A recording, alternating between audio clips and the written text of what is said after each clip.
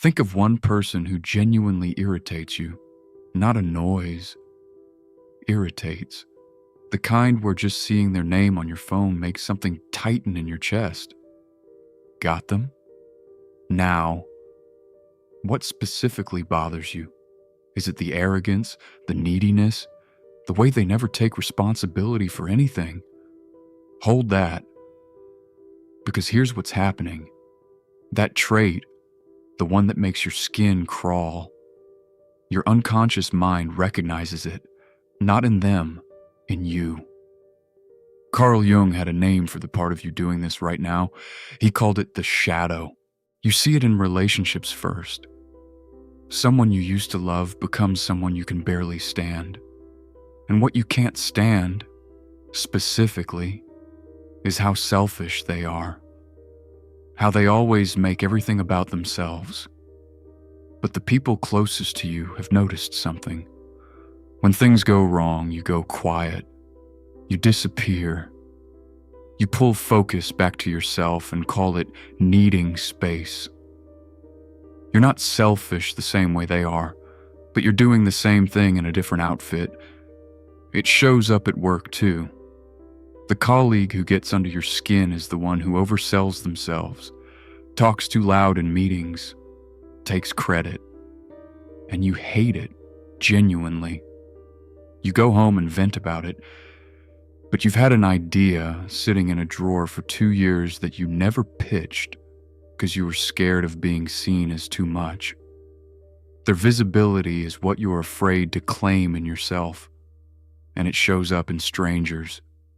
People online, the person you see on your feed performing their grief, their success, their spirituality, and something in you curls.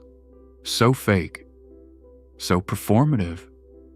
Meanwhile, you have a version of yourself you only show in certain rooms, with certain people, when it's safe.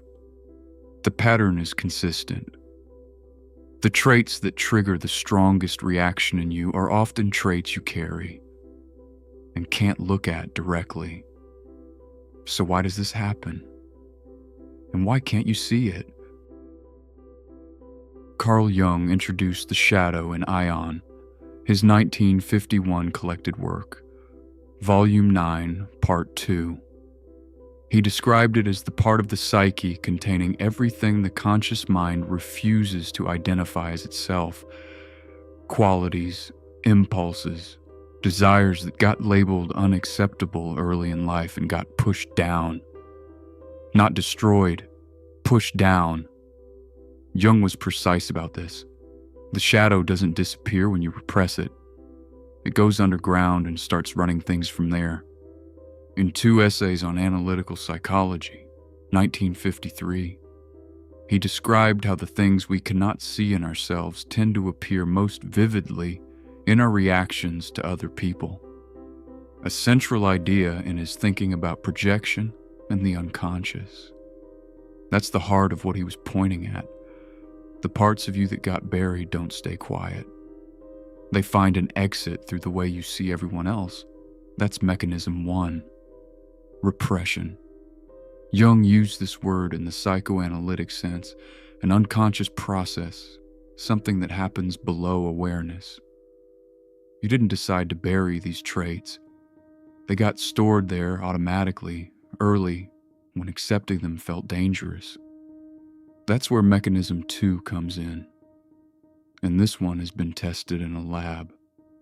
In 1997, Leonard Newman, Kimberly Duff, and Roy Baumeister at the University of Illinois at Chicago published a study in the Journal of Personality and Social Psychology showing what happens when people consciously try to suppress thoughts about a negative trait they might possess.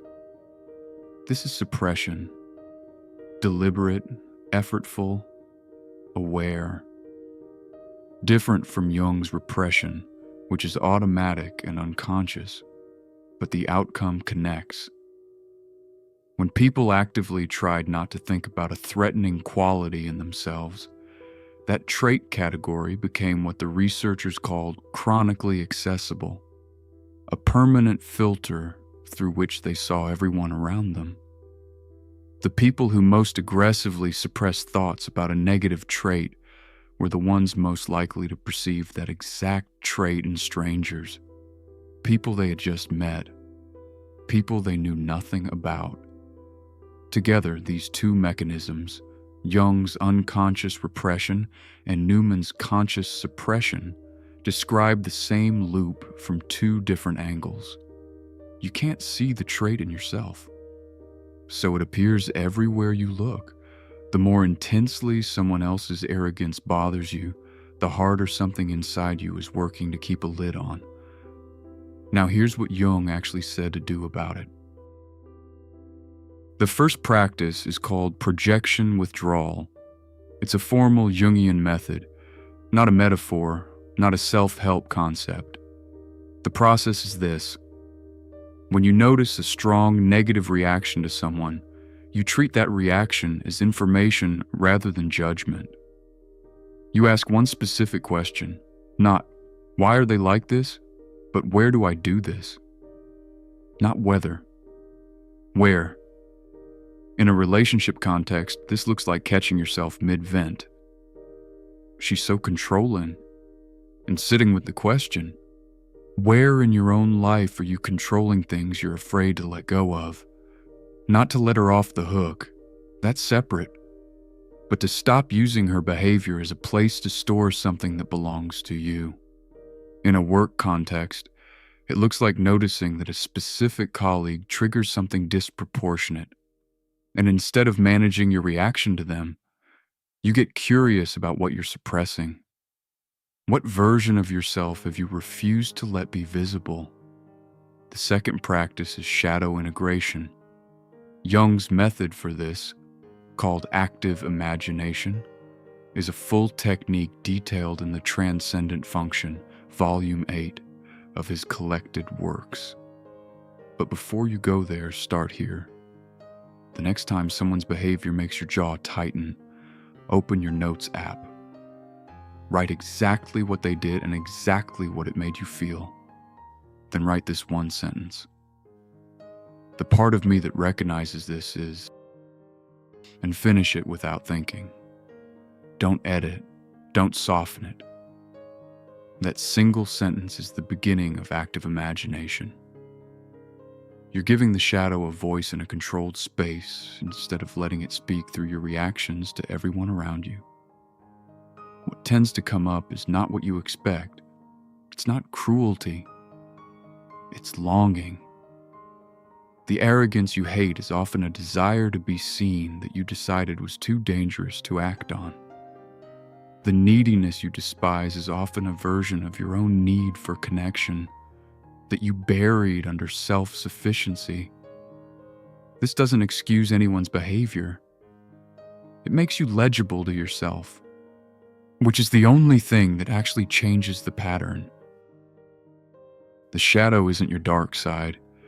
It's the side of you that didn't get permission to exist. Every trait you've spent years judging in other people, that's a map, not to them.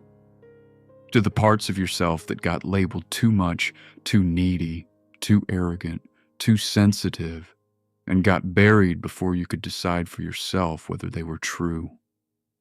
Jung spent his whole career saying one thing in different ways.